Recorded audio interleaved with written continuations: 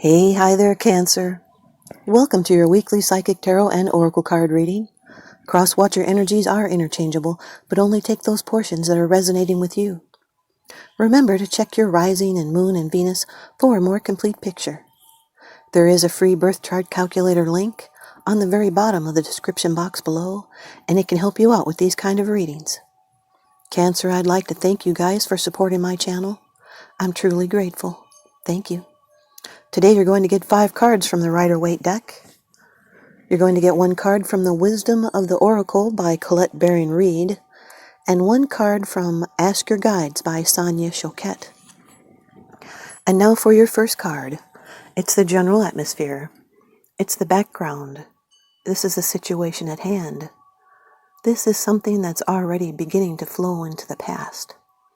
The 3 of Wands, Cancer. This is Aries energy, fire energy, expectation, waiting for your ships to come in. Something that you started that you were passionate about. This is the realization of hope. Something that's been set into motion. This is success being on the horizon and acting mature and responsible. And then others respond to you in a positive way, so use your confident attitude. These are things that are set into motion with expansion and moving along your path. And you're preparing for what is to come, planning. There's a bright future ahead, and this is a great time to let go of past hurts. This can be travel, and growth is certain. This is a project that's about to be completed, and benefits will be reaped from these enterprises. You could be waiting for the perfect moment, being hopeful, looking forward, waiting. And even though something's been achieved, there's still some more to do yet. And your efforts are going to be rewarded, and you're expanding your horizons. Your second card, and this is the energy that's crossing over your path. These are your subconscious influences. The 2 of Wands, Cancer. More fire energy. Now, this is Mars in Aries, I believe.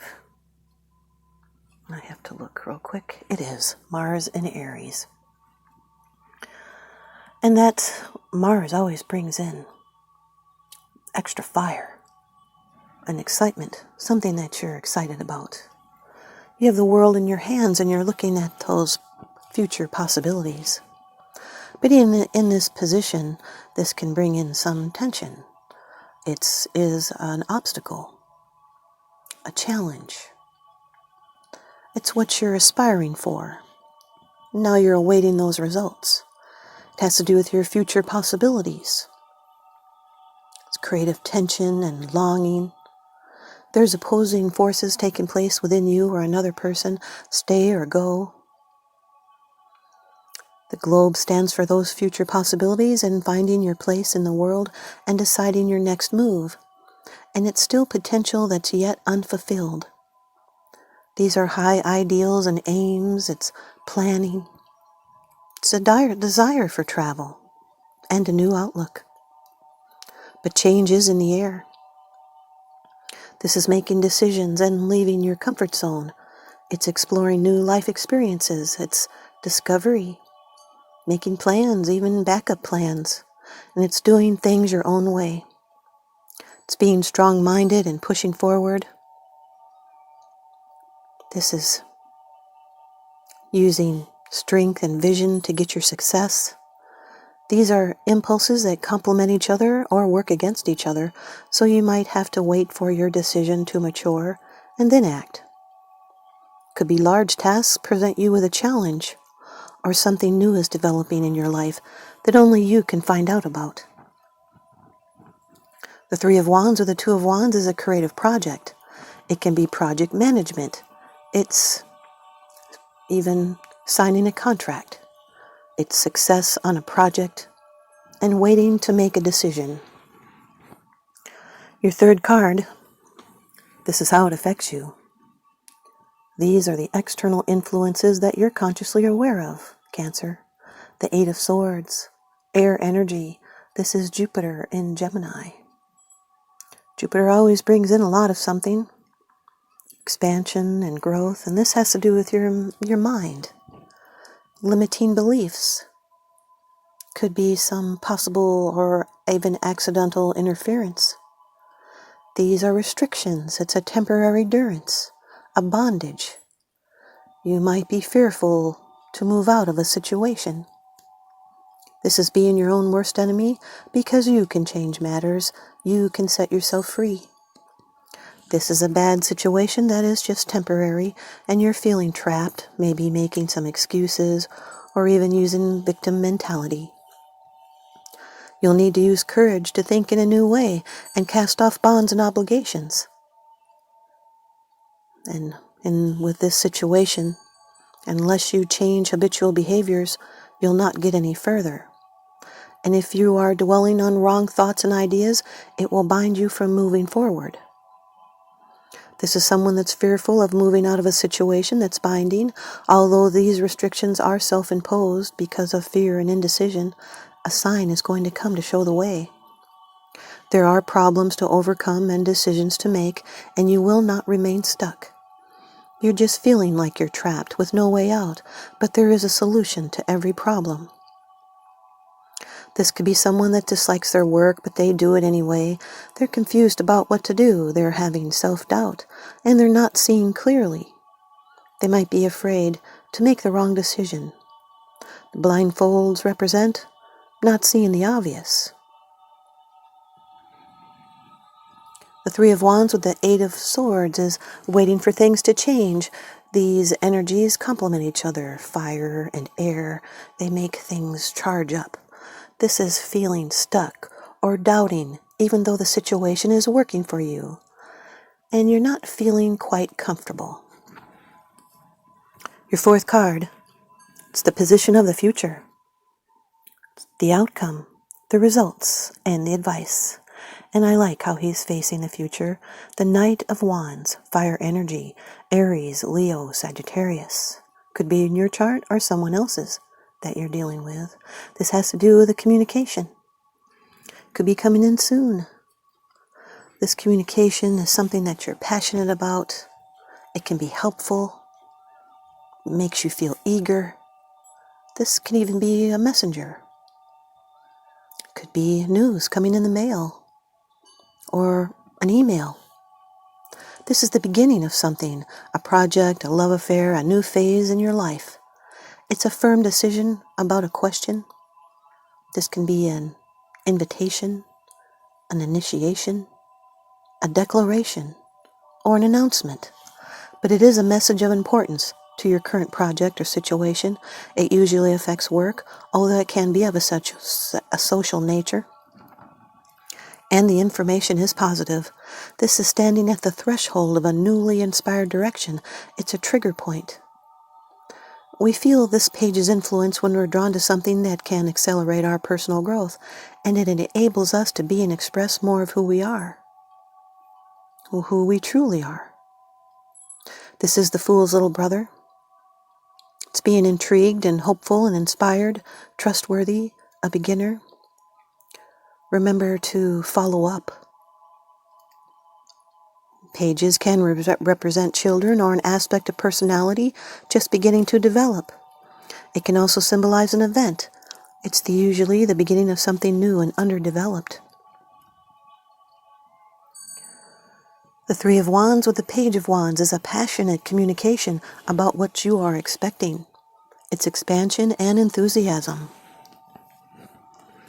Your fifth card, it's the bottom of the deck card. The underlying issue. This is what's unseen. It's unseen, it's because it's something that you're not sharing with others, yet you are consciously aware of this, Cancer. This can be you, the Knight of Cups. Water energy, Cancer, Scorpio, or Pisces. Now this Knight of Cups, he's in movement, and he's making an offer. This can represent the coming or going of a matter. This is following your emotions. It has to do with romance, even travel. This is someone that keeps on working on themselves, and It's not being surprised if you change your priorities and go with your emotions. This is keeping warmth for a person, showing your love. It's pleasant surprises, happy emotions, a message about love. It's travel that gives joy and meaning. These are advances, propositions. Someone asking you out on a date. Are you asking? This can be your true love, your Mr. or Mrs. Right, your knight on a white horse. There's emotional intensity here. Idealism. This person is a spiritual seeker, an artist, a flirt, and they're impulsive and they follow their heart and their dreams, and they share their vision with others. And they love art and beauty, and they're always looking for more ways to bring it into their life. This is a soul connection. They're a dreamer. This is someone that's searching and yearning. There's heightened emotions here. They represent spiritual aspirations and a quest for truth and beauty and love, and nothing will deter him from his search. This can even represent an event, oftentimes a proposal of a marriage, or a proposition in the field of art, or even a rival in love. But romance is about to occur, or a strong passion for someone. This is sincere emotion. It's following your heart. It's offering forgiveness, making amends. The Three of Wands with the Knight of Cups is waiting for romance. It can also represent moodiness or jealousy. The Two of Wands with the Eight of Swords. It could be two bad choices, yet indecision and fear can be overcome by confidence and strength. The Two of Wands with the Page of Wands is enthusiastic message about your new endeavor. The Two of Wands with the Knight of Cups is making decisions romantically. It's wanting to offer a loving message. It's questing. It's being idealistic. The Eight of Swords with the Page of Wands is wanting to communicate passion and excitement, but imprisoned, trapped within your own thoughts. The Eight of Swords with the Knight of Cups is unable to move forward or act on a loving feeling. The Page of Wands with the Knight of Cups is receiving a lot of attention, often it's romantic attention. And now here's your wisdom from the Oracle, from Colette Baron Reed. You've got never-ending story, Cancer. Never-ending story. Card number 37.